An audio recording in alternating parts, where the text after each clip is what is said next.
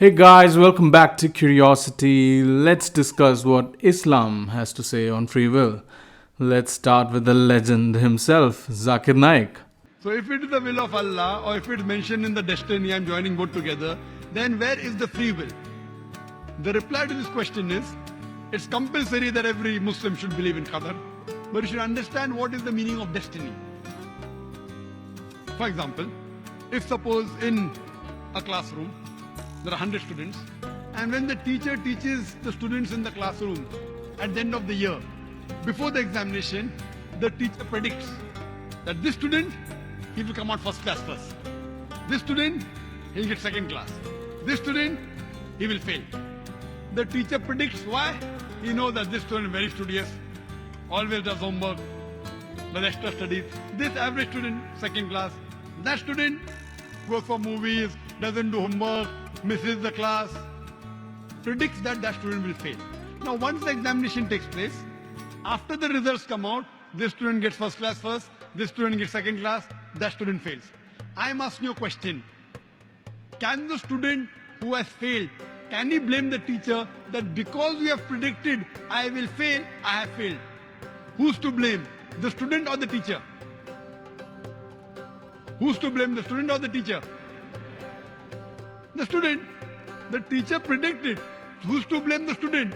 He did not study, he did not do his homework, he used to go for extra movies. So similarly, Allah subhanahu wa ta'ala has given the human being the free will. Allah has told you what is right, what is wrong, but the choice is yours. Now, this is a clear example of the false analogy fallacy. He is comparing the teacher, who is a mere mortal, limited human being, with the almighty, perfectly all-knowing God. God knows everything infallibly. His knowledge is 100% perfect. But the teacher is not. The teacher can only speculate. She can only give us a possibility of what could happen with the limited information that she has about the two kids. Suppose one day this teacher predicts how these two kids will perform, and the exams happen a week after the prediction. And suddenly, the carefree guy starts working hard and studies well and performs well in the exams, and the studious guy falls sick and doesn't perform well. But God knows everything perfectly, infallibly. He knows that the studious guy will fall sick and that the carefree guy would start studying hard. And nothing can happen other than what he knows will happen, what his foreknowledge permits. There's no ability to do otherwise, and hence no free will in both the kids. For example, if you come at a crossroad, there are 4 roads, A, B, C, D. You can choose any. You choose road C. So Allah knows in advance that when you come at crossroad, you will choose road C. So Allah writes, when the person comes at the crossroad, he will choose road C. So it is not because Allah is writing that you're choosing, because you will be choosing, Allah is writing. Oh my God. Look at those faces. Confused as hell. I swear, this guy is incredibly funny. It is not because Allah is writing that you're choosing road C. It is because you will be choosing road C. Allah is ilme ghaib. So this obviously violates the law of non-contradiction. Allah cannot know and not know everything in advance at the same time. That the human decision or action will determine what God knows just means that God doesn't know everything in advance. That the human decision precedes what God foreknows. But Zakir Bhai, peace be upon him, also says that God knows everything in advance. We can have free will this way, but by violating the laws of logic. Violating the laws of logic would lead to some interesting implications like 1 plus 1 equals 2 and also 1 plus 1 equals 69 at the same time. That the earth exists and doesn't exist at the same time. That the earth is flat and also spherical at the same time. That someone committed a crime and didn't commit the crime at the same time. Interesting. He has knowledge of the future. He writes in advance. Like after you pass the 12th standard, you can become engineer, you can become doctor, you can become businessman. You choose to become a businessman. Choice is yours. But Allah knows in advance that after you pass standard 12, you will choose to become a businessman. It is not because Allah is writing that you're becoming a businessman. Because you wanted to become a businessman, Allah is writing in advance.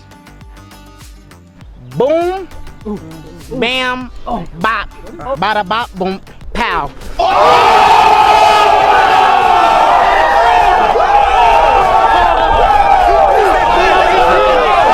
The Quran says, not even a leaf can fall without the permission of Allah. So whatever happens, happens with Allah's free will, but the decision is yours. And based on that, you will be rewarded or punished. Hope that answers the question. See that?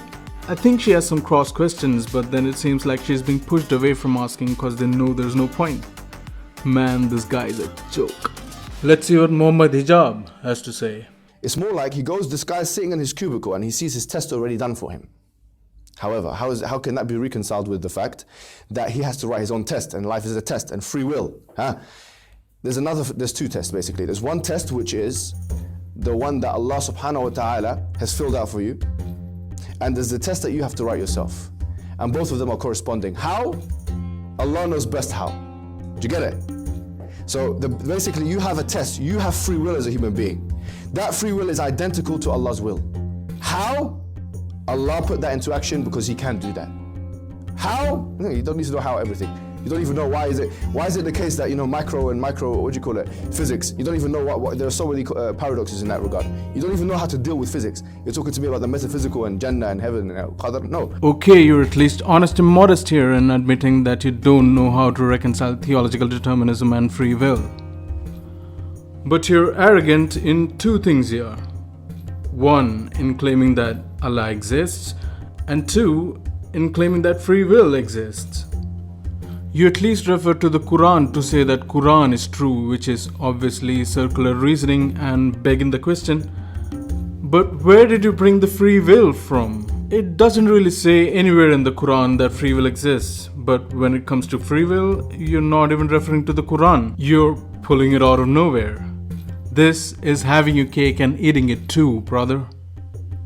Now let's switch to the most famous Islamic YouTube channel in the world, the Merciful Servant. Let's see what they have to say. So it is in fact a very important part of Islam to believe in this qadr of Allah, this predestination.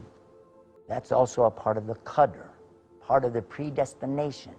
It's going to happen. There's no doubt about it. We've already discovered that this is what Islam teaches, that Allah already knows what's going to happen. He has control over everything all the time. He never makes any mistakes. He doesn't forget. However, we do. And it's all going to happen according to His plan. That's how it's going to be. So when you choose to do this or that, whose choice was it? Yours, yeah? But Allah already knew the choices you would make ahead of time. And then He allows you to go through this scenario called this life. This few years that we spend stomping around on His earth is actually the proving ground for us. How's that a proving ground if God already knows what's gonna happen? That every single action is going to be rewarded according to the intention behind it. Every amal, every action is recorded and then rewarded, punished according to the niyyah. Niyyah means your intention. But God even knows what niyyah or niyat every human being would ever have, right? How could I do a bad deed or a good deed and have it accounted or attributed to me if it's already planned, if it's already a part of Allah's destiny? Watch this. The mistake comes from the human being who's sitting there thinking that he has free will. We talk about it, but we don't realize what we're saying. Do you have free will? Do you have free will? And if your answer is yes, I have a question for you. Can you make it rain? And if it's raining, can you make it stop? And if it's dark, can you make the sun come out? I'll go one better. So easy for you. You as a human being, right now, can you make one hair grow out of your face? Go ahead. Go ahead. And if you can't, then where is your free will? You don't really have will. You have choices. You're making choices. It's being offered to you X or Y, and you're choosing. A or B, and you're choosing. 1 or 2, and you're choosing. You're constantly making choices, but you never really have control over the situation. It's only Allah who has will, and His will is what's going to happen, and it's already known to Him. But the key here, now pay attention, because this is the key, this is the answer. You and I don't know what His will is. We don't know. Human beings cannot think like gods or God. And there's only one God, Allah, and we can't think like that. Now some people might ask you about that. Now wait a minute. This guy was acting good and then God forced him to go to hell. Why? Or this guy was acting so bad, but then God forced him to go to paradise. I don't get it. I still don't see it. Go back and think what I told you to start with. You don't know, I don't know. Alright, good that you admit that you don't know either. By the way, this is what most Muslim scholars would say, that they don't know how to reconcile free will and God's foreknowledge. But they somehow do bring up free will out of nowhere. But in order to be consistent with their propositions, I think they should just admit that free will doesn't exist, just like some Hindu scholars do. That on one hand, Allah knows everything, but on the other hand, human beings have free will. For the philosophers, how can you put these two things together? Well, for Muslims, the hows we have left to Allah. The hows we have left to Allah. He knows best how these two things come together. For us, it is enough to know that we have free will, for which we are rewarded or punished when we make choices. If there were no free will, then the judgment would be meaningless. It would be an exercise in futility. So the very fact that there is a judgment, it means that we have free will. At the same time, Allah knows everything. Basically the same thing again. Allah knows everything. Do you know? Do you know? Allah knows, right? Do you know? So work hard, because I don't know either. So you should be working because you and I don't know. Actually, Allah didn't tell us. And Allah subhanahu wa ta'ala, the fact that He knows how things will end and how things will happen and what was and what wasn't and what will never be if it were to happen, how it were to happen, all that is in the knowledge of Allah. It does not negate the fact that we are responsible for the choices that He has given us. Yeah, take all the credits for all the good and blame others for all the bad that happens. Makes sense. And what is qadar and qadr? It means that everything is already written that's going to happen. Everything that's going to take place is already in motion, and it's a done deal. It was known to Allah before He ever created exactly what He would create and what it would do. So that is a principle. That is one of the things Muslims must believe to even be a Muslim. If this is true, if God already knows how everything is going to come out, and if God has the power behind that, then how would it be fair that somebody would be rewarded for any good that they did, or somebody else would be punished for any bad that they did? Because in effect, it would have really been because God made them do it anyway. What is qadr and qada? What is that? What is this predestination of Allah? It's simple. Simply put, it means Allah knows, but you don't. Listen again. Allah knows, but you don't. Because Allah knows, He's caused everything to happen the way it's going to happen. But because you don't know, it's still fair. Because you're going to have what's called the niyyah, or the intention. In Islam, everything is based on your intention, your niyyah. Very often we see that we're able to accomplish the things that we desire, but it's not because of any willpower that we have. Rather, it's because Allah is allowing us to see the fruition of our deeds. Yeah, because we are part of a cruel experiment that Allah is playing on us, and He knows all the results of the experiment already, and He knows who is going to hell even before they existed, and He is going to send them to hell for eternal torture, and we are somehow supposed to believe that's fair. Good luck with that. Take, for example, the preserved tablet. It's called Lawh al-Mahfuz. For those who don't know what the preserved tablet is, imagine a massive board whereby everything is written. So all of our actions, events, and things that will come to pass is written on that board.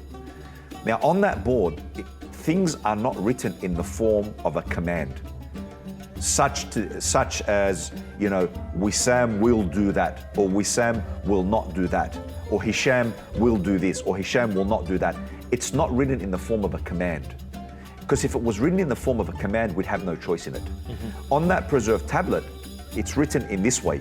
Wesam, through his choice, through his inclination, through his wanting that thing, will be made a recipient of what he veered towards or what she veered towards, and so on and so on and so forth. So it's written in the form of a description, detailed description, not in the form of a command. And so yes, God knows everything, but knowledge should not be mistaken for coercion.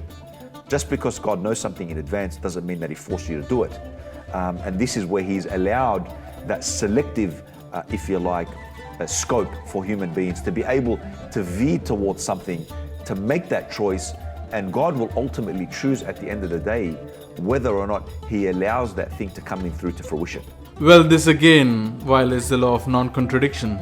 It can't be the case that only one thing will happen and that there is possibility and ability for other things to happen as well. Now, as you could tell from previous videos, the scripture doesn't mention anywhere about free will. Quran too aligns with a theologically deterministic universe.